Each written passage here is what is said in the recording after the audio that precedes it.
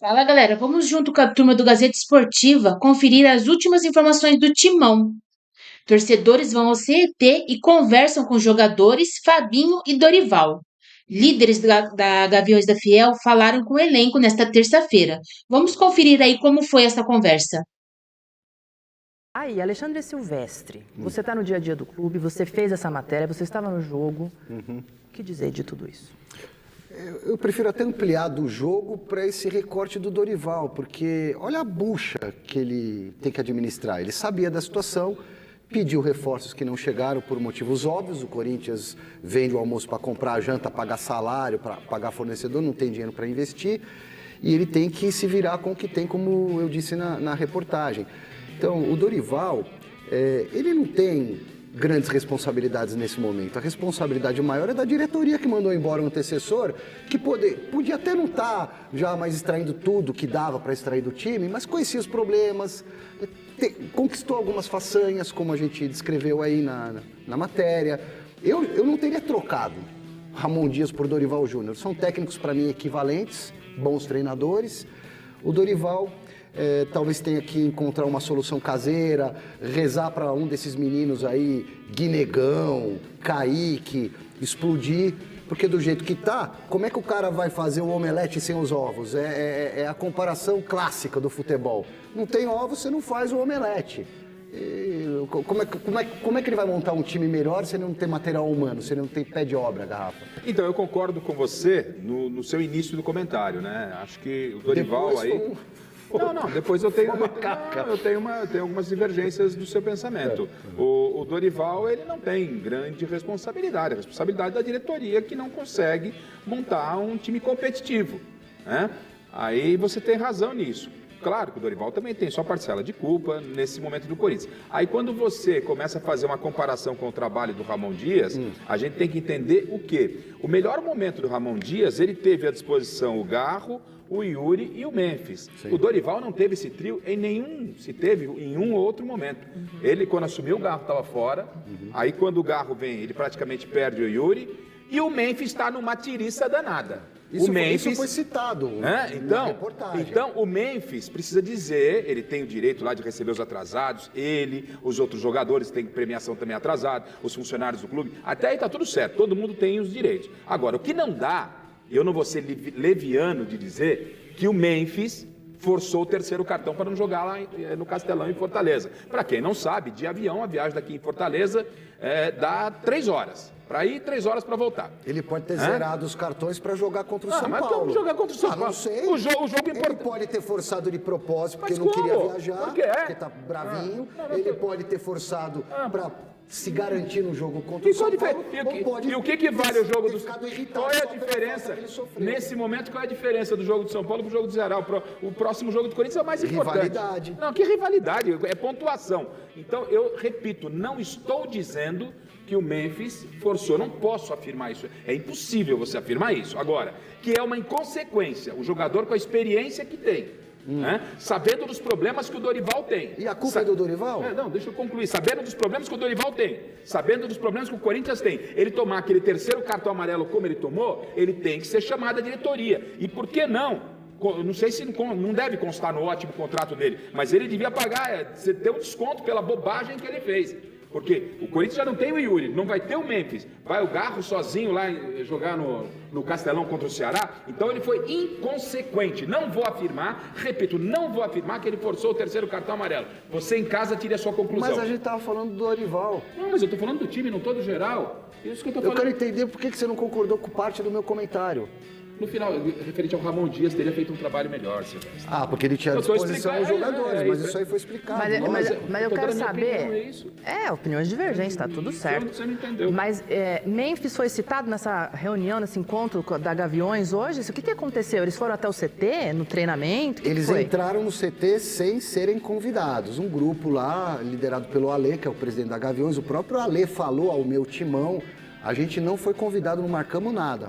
O portão abriu, entramos. Agora, foi um encontro sem violência, cobrança para o Fabinho Soldado, para os líderes do elenco, para o Dorival Júnior, questão tática, de substituição, essas coisas aí que só no Brasil, né, que o torcedor entra lá para discutir tática com o técnico, mas tudo bem, os caras entraram e resolveram falar disso.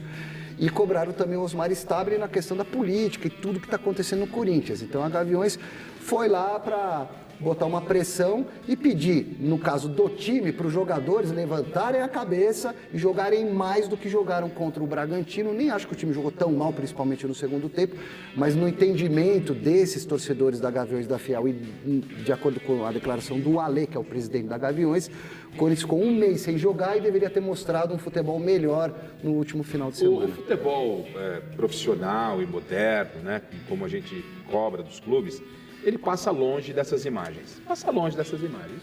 Isso foi no passado, isso não cabe mais, não acrescenta absoluta... Isso é cultural, né, Garrafa? Mas no Corinthians ainda mais. Mas eu acho que tem todo momento para um basta, né? A torcida tem o direito de se manifestar lá na arquibancada, fazer a sua cobrança. O que vai acrescentar? Então, esse papo na porta do ônibus, quando o Garro dá a mão ali para um dos integrantes, a partir dali o Corinthians vai ganhar. Não vai acontecer absolutamente nada de diferente do que deve acontecer no final de semana. Então, olhar para os problemas. O Corinthians vai com um time destroçado para enfrentar o Ceará. Graças aí que eu estou falando, graças ao seu Memphis Depay, que foi o responsável de tomar um cartão daquele. Repito, não estou dizendo que forçou. Você em casa tire a conclusão. O Gustavo Henrique, que voltou depois de tanto tempo, está fora do jogo também. E aí, como o senhor não tinha entendido... Com questões musculares... O melhor momento do Ramon Dias, ele tinha Garro, Yuri e o Memphis. Então, o Dorival, em que momento teve esses três caras juntos?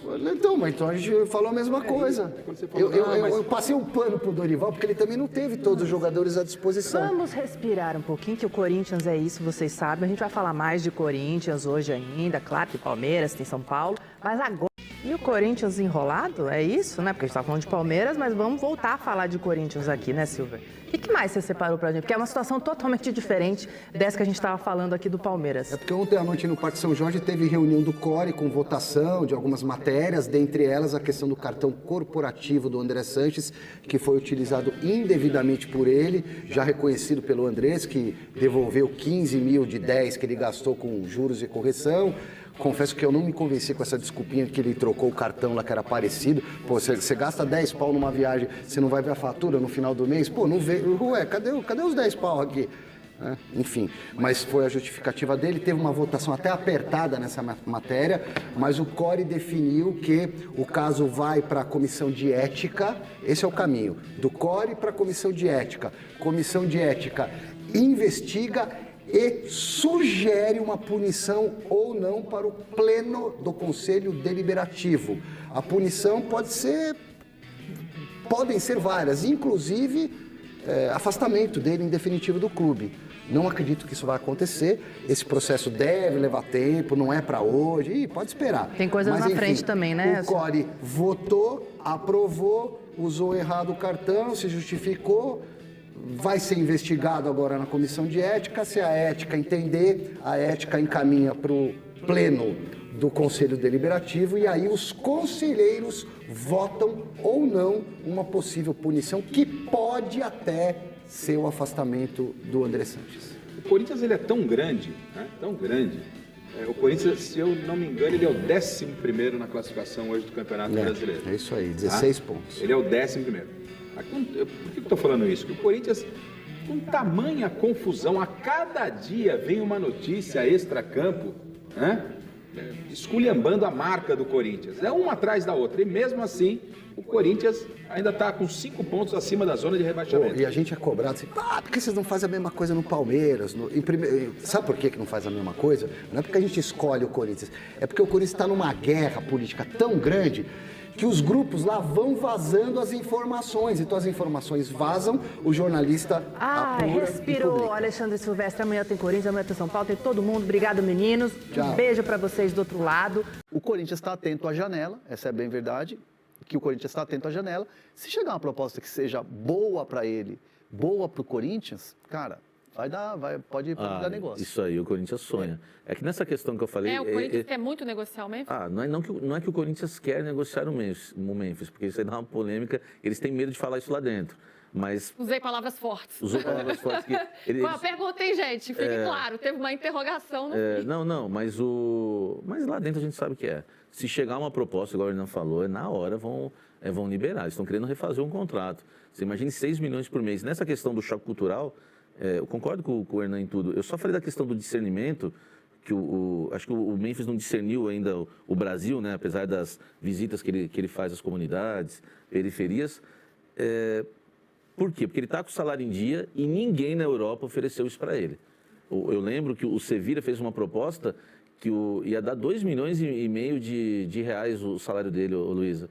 Então, não é que ele recusou o Sevilla para jogar no Corinthians e viver a experiência no Brasil. É por causa desse salário. E não dá nem para, né, o Hernan pode falar, o Igor também, né, que são apuradores, se um Besiktas da vida cobre um salário desse. Por isso que ele está no Corinthians. Quem que paga hoje? Nós estamos falando o quê? 6 milhões de reais é o quê em euro? 1 milhão de euros mais ou menos, por aí. Um pouquinho mais. Ninguém vai pagar esse salário para ele lá na Europa. Então, acho que ele deveria discernir um pouquinho mais, porque o salário está em dia, a premiação está atrasada. Eu não estou defendendo atraso, né? Porque a gente costuma dizer, né, comunicação não é o que a gente fala, é o que as pessoas entendem. Eu estou falando nesse momento, nesse contexto Memphis. Eu acho que só esses 4 milhões ele deveria ter um pouquinho mais de paciência. O salário atrasou, acho que ele tinha que cobrar mesmo, realmente. Mas, enfim, eu acho que o caso Memphis agora vai ser uma história de amor e ódio, pela falta no treino, pelo salário, pelo futebol que ele não tem jogado. Sabe quando que ele fez o último gol? Início de maio, né, o último gol do Memphis. O Corinthians, os últimos 5 jogos do Corinthians, o Corinthians vive uma crise no ataque. Nos últimos 5 jogos, 2 jogadores marcaram um gol só no Corinthians. O Bidon, que é um volante, né, que é um meio-campista, e o Kaká, que é zagueiro. O último gol do Corinthians de um atacante foi o Yuri Alberto, há 5 rodadas, que foi no finzinho de maio. E o gol do Memphis, o último dele, foi pela Sul-Americana ainda, no início de maio. Então, é um jogador que não tem dado resposta, não, para estar com essa moral toda aí, né, que ele pensa que está agora. É uma situação complicada. Igor, como é que você enxerga esse cenário, né? O Corinthians deveu para o jogador, ainda não quitou tudo não, né? Não, tem um acordo. Fez o acordo, falou, vamos pagar, colocou ali um prazo para pagamento, mas não está pago ainda. Não pagou. Então, direitos de imagem, mas falta premiação, não é isso? Que me lembra era isso. Isso, até para tocar a bola para o Igor, Luísa, só para acrescentar uma informação importante, que eu acho que não sei se vazou ainda. O Corinthians não pagou o Memphis ainda porque quer pagar a dívida de todo o elenco juntamente com a dívida do Memphis, para não gerar crise no grupo. O elenco do Corinthians não é um elenco mais fechado, não. Até o fato, no dia que o Memphis, né, desabafou contra o Ramon foi demitido, tinha muitos jogadores ali fechados com o Ramon e principalmente com o Emiliano, que continua morando em São Paulo e até costuma sair com alguns jogadores do Corinthians até hoje. Então, assim, teve gente que comprou essa briga, não gosta do Memphis. Você pega uma entrevista do Hugo, goleiro, ele fala, eu não concordo com tudo que ele falou em relação ao Ramon. Então, assim, os jogadores discordam do Memphis nas entrevistas. Então, a situação já não é muito boa no elenco. Então, a diretoria, eu acho que acerta nisso até de forma sábia, fala o seguinte, dá uma segurada, porque quando for pagar o Memphis, vai pagar todo o elenco, porque o Corinthians tem dívida de premiação com todo o elenco, o Augusto deixou, e direitos de imagem também. Então, se paga só o Memphis, você perde o grupo. Uhum. Importante isso que você está trazendo, hein, Samir? Ramon e Emiliano, só para não deixar o meu amigo Igor aqui no vácuo, Ramon e Emiliano negociando com o Olímpia do Paraguai. Então, eles podem parar lá no Paraguai, onde hoje eles já foram treinadores da seleção. Foi especulado no Fortaleza, Daqui a pouco a gente vai falar do Fortaleza, da saída do Vojvoda e também de quem pode chegar. Tite já disse que não. Foi o que eu li na coluna da André Hernan, hein? Yes. Foi o que eu li lá. Igor, com tantas informações aqui, você teve tempo para pensar, porque é uma situação complicada, né? Que o Corinthians deve estar errado, mas falta sensibilidade para o Memphis, e mais do que isso, chegando uma proposta, para negociar o jogador? Eu queria que desaguassem no futebol brasileiro uns 200 insensíveis igual o Memphis nessa questão de salário, porque essa cultura do futebol brasileiro, se tem algo que eles podem contribuir para acabar, é isso. A gente fica sempre contemporizando ou tratando, talvez com um carinho, alguns jogadores, nossa, ele realmente foi compreensivo com o clube, mas a gente esquece que por trás de um clube grande teve um diretor, um gestor com gestão temerária prometendo mundos e fundos e os caras não conseguem cumprir. Então, se vierem jogadores com essa mentalidade, independentemente de serem estrangeiros, ou se o brasileiro tiver cada vez mais jogadores intransigentes nesse aspecto, de exigirem dos dirigentes o cumprimento de compromissos em dia, se promete que vai pagar luva de 8 milhões de não sei quantos, o sujeito não paga, que se cobrem isso, né? Pra gente evoluir, senão vamos ficar eternamente nesse negócio de que o brasileiro é sempre o remendo, é sempre o jeitinho, é sempre a contratação agora, eu metendo mundos e fundos, sabendo que não vou pagar, vou jogar a dívida lá pra frente, ninguém nunca acerta a vida com o jogador. O jogador também tem seus compromissos, né? Porque os caras são ricos e milionários, e eles não precisam ter algum tipo de previsibilidade, ou eles vão vir trabalhar de graça por um período aqui, e sabe-se lá quando é que vão receber. Então, se o Memphis... eu não estou analisando, talvez, o comportamento estrela que o Memphis possa ter, isso eu não conheço os bastidores a esse ponto, mas se o papel dele, ele quer, faz questão de exigir que os pagamentos do que ele tem direito a receber sejam pagos em dia, ele tem que dar total direito. E não é porque, na minha visão, há uma crise técnica, né? A crise técnica é uma intercorrência do futebol. O cara é pago para correr, o cara é pago para estar no treino, o cara é pago para o GPS mostrar que ele está se mostrando à disposição lá. E se a bola não entra, aí é uma outra questão. Mas, enfim, nesse aspecto do cumprimento do compromisso, também isso é negociável. Eu acho que a gente está muito acostumado aqui no Brasil a contemporizar algumas situações que talvez os europeus, né, sem esse olhar colonizador, nossa, eles são superiores, mas alguns caras que estão acostumados com um ambiente um pouco mais profissional venham aqui lembrar da gente da realidade. Não sei o que os dirigentes do Corinthians pensam ou tentarão fazer no momento em relação a esse assunto do Memphis, né, em relação à negociação, mas quanto antes cumprir esses compromissos é melhor para a indústria como um todo. Hoje pode ser o Memphis, amanhã pode ser um outro fornecedor, pode ser um outro cara. Enfim, é essa cultura que me incomoda. E não é o fato de ser europeu ou brasileiro. Não, mas assim, você pega essa cultura também, a gente viu em outros episódios. Cara, o Rames Rodrigues do São Paulo não pagou, né? E ficou lá, e tudo bem que deu errado porque o jogador não fez também muita coisa para dar certo o negócio, né? Que ele queria jogar, e beleza, e o treinador falava, os treinadores que passaram pelo São Paulo no período do Rames lá falaram outras línguas do que ele, né, para pegar a metáfora, mas assim, São Paulo também não pagou, São Paulo devia, São Paulo ficou um tempo sem pagar a luva do jogador. Então assim, essa cultura da gente falar, o jogador às vezes tem que ter um olhar de paciência e tal, a gente, às vezes, o futebol é muito louco, porque o futebol mexe tanto com a paixão das pessoas, mexe tanto com aquela coisa que fica fervorosa, e muitas vezes a gente tem que pensar que o jogador é um trabalhador comum. Se o cara que trabalha no banco, trabalha no correio, numa padaria, não recebe, o cara não está lá às 7 da manhã.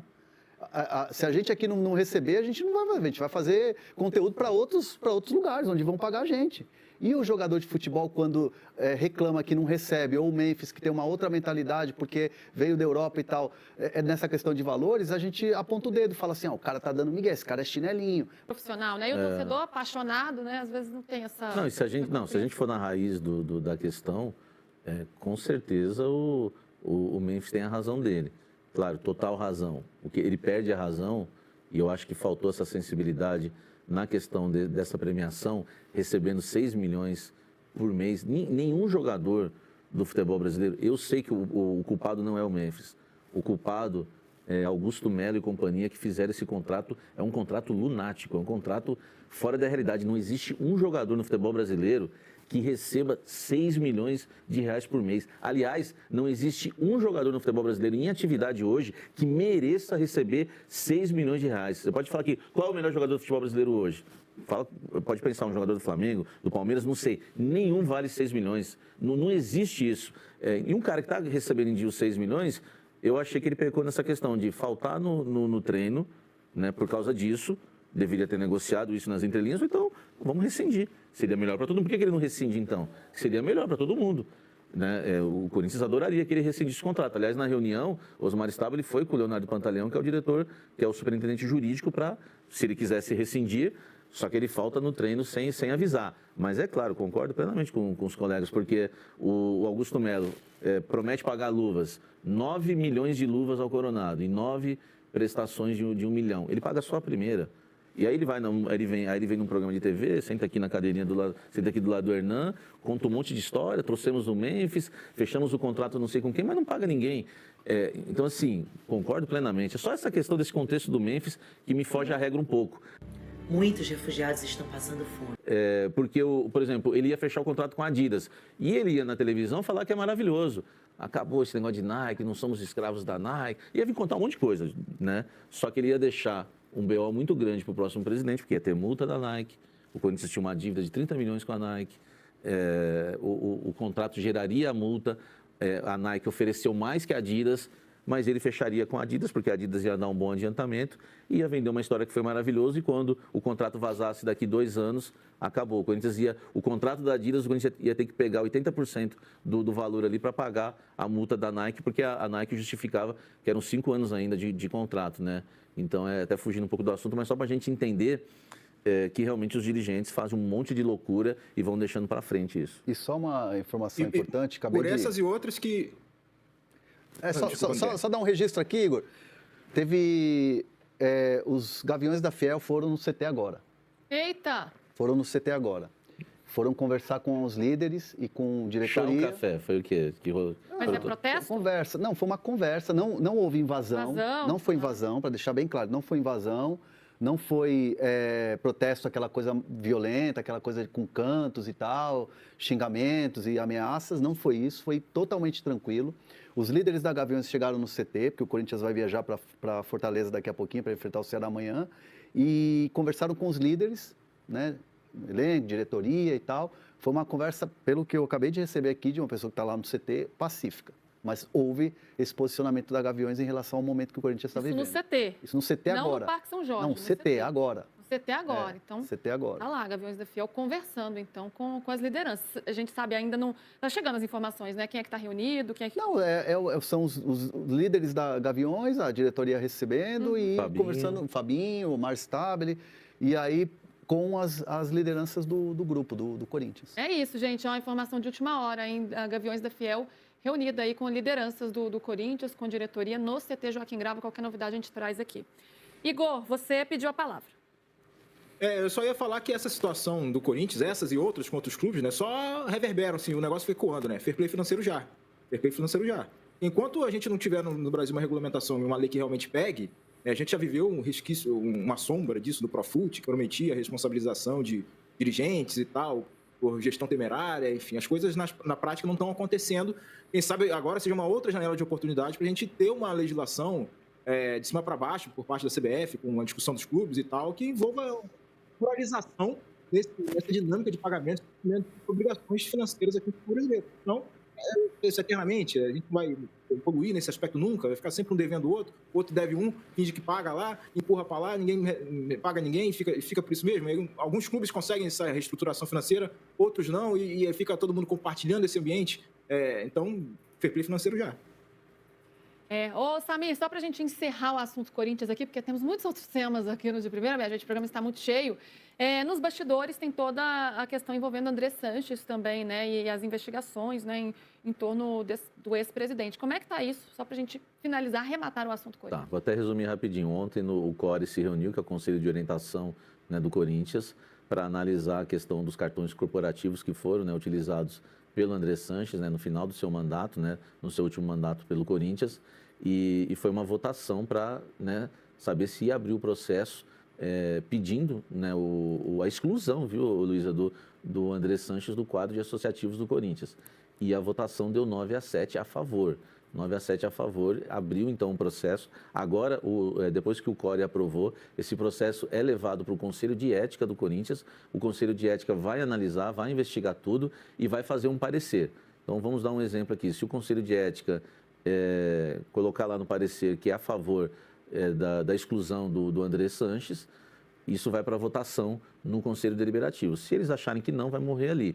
Mas se o Conselho de Ética colocar, como o Augusto passou por isso, e foi para o Conselho, tudo vai terminar no Conselho Deliberativo com os 300 conselheiros votando a exclusão do André Sanches, né, ex-presidente do Corinthians, do quadro de associados do clube. Então, CORE, Conselho de Ética e Conselho Deliberativo, votação. Assim terminaria, né, a questão envolvendo André Sanches. Caramba, então a informação do Samir Carvalho. Só para a gente registrar, gente, falando aí um pouco de campo, de jogo, no fim de semana teve a grande polêmica no jogo entre o Corinthians e o Bragantino por conta de um pênalti marcado a favor do Bragantino que os corintianos reclamaram demais.